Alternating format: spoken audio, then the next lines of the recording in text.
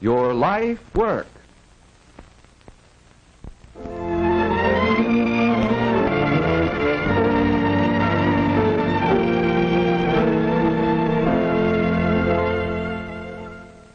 Great buildings are constructed of stone, concrete, brick, steel, and other materials in addition to wood. The woodworker plays a very important part in their construction, however.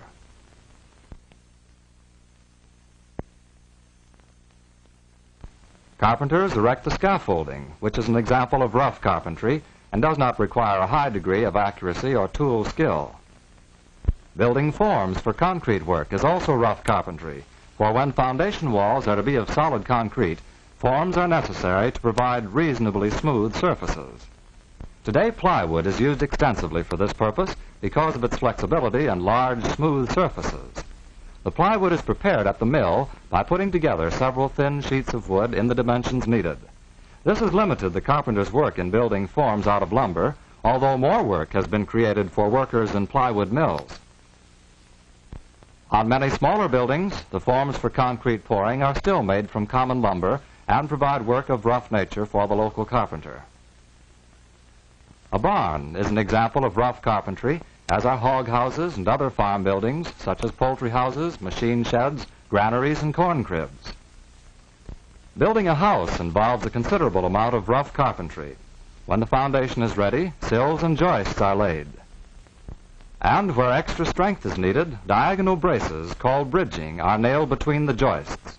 This is rough work, as no attempt is made to get the angle of cut exactly right.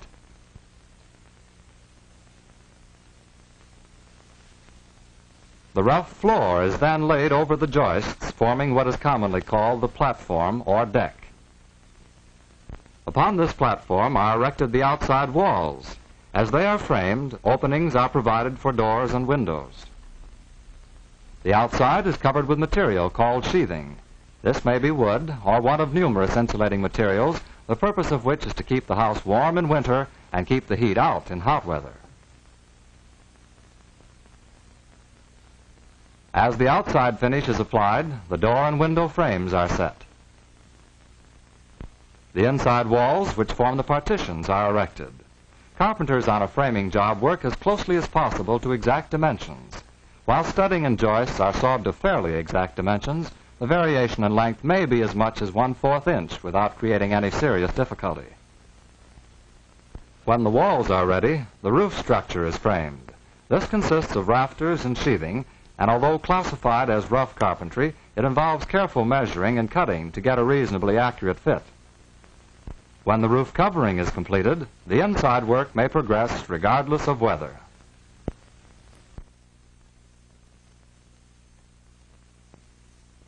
After the plastering is finished and properly dried, the carpenters return to install the inside finish. This requires very careful, accurate work in order that all parts will fit exactly. Certain fixtures, such as stairs and cabinets, are usually built at the mill, but their installation on the job requires skill and judgment. The carpenters lay the floor, usually of hardwood, over the rough flooring. Doors are made to fit exactly before they are hung. Usually they have been made by machine and assembled at a woodworking mill.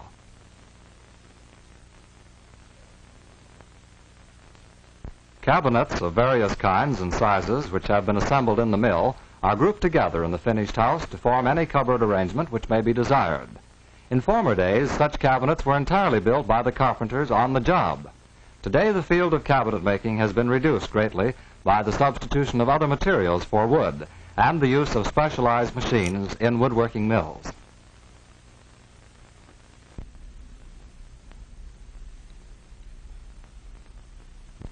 For the most part, the men in the mills are machine operators rather than woodworkers, although they do work with wood. A certain degree of skill is necessary to operate the machines, however, and this work provides considerable employment.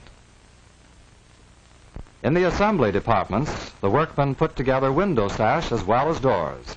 If the machine work has been done properly, the assembly usually goes along without difficulty. However, just a slight variation in the size of a piece or swelling of the wood due to excessive moisture in the air may cause problems which require considerable judgment and skill to solve. In the stair building department, special orders, which vary from stock designs, create problems which require ingenuity and some creative ability on the part of the stair builders. Consequently, this is a very high type of work, and only woodworkers with great skill and long experience are entrusted with it. To those well qualified, it offers a very satisfying occupation. In the woodworking field, there are jobs for workers of all degrees of skill. If you prove your ability to take on extra responsibility, you may become a foreman or an inspector.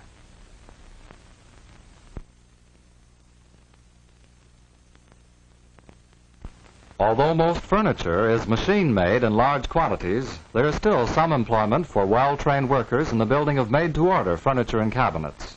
Cabinet shops usually are small in size, for quality of product rather than quantity is the first consideration.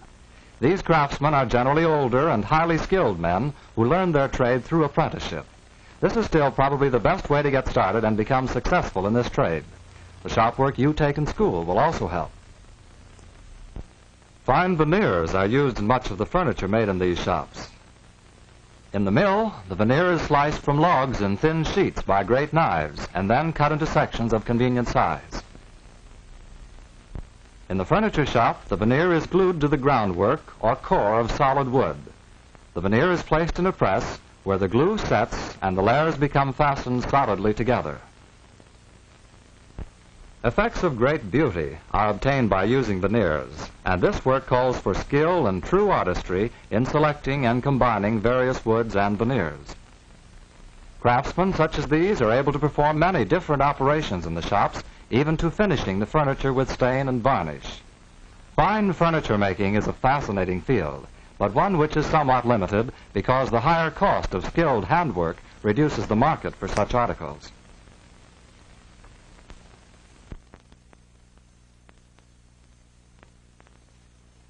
Pattern making is another important branch of woodworking.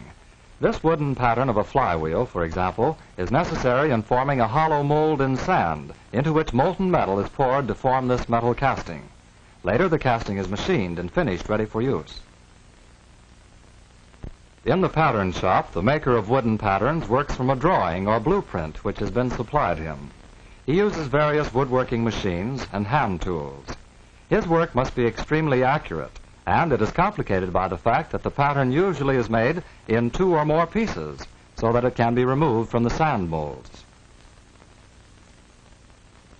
When the pattern is finished, the inside corners are rounded by means of fillets. The whole pattern is then shellacked. The true test of a pattern is the ease with which sand molds can be made from it.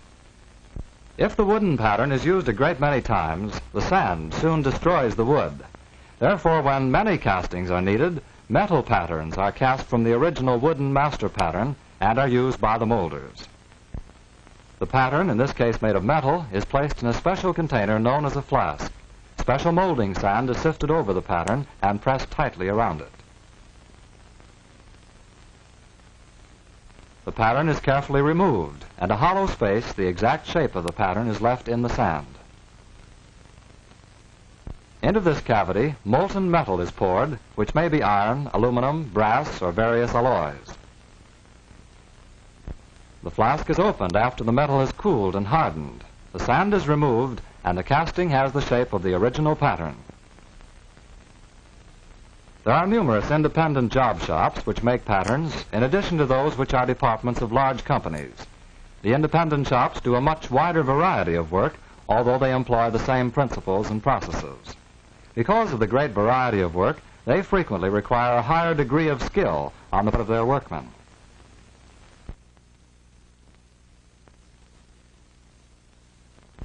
The majority of contractors have come up through the carpentry field, and owners of mills, cabinet shops, and pattern shops are usually masters of their trades. So there is the possibility of a business of your own. Young men are getting a start today as apprentices or as carpenters' helpers. Practice on the job, accompanied by further training in evening or correspondence schools, should result in progress in an interesting occupation.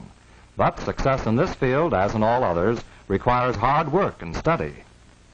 If you are interested in any phase of woodworking, Investigate it thoroughly and learn carefully the basic tool processes as taught in your school woodworking shop. It is the use to which you put the tools that counts, and this requires training of the mind. Learn to read and interpret drawings, the language of construction, and develop your ability in mathematics. The sciences you study in school will also be a help to you. Spend as much time as possible in your own woodworking shop at home. Use your spending money to build up a set of tools and to buy material with which to work. If you can make woodworking a successful hobby, you have a good chance to make it a successful occupation.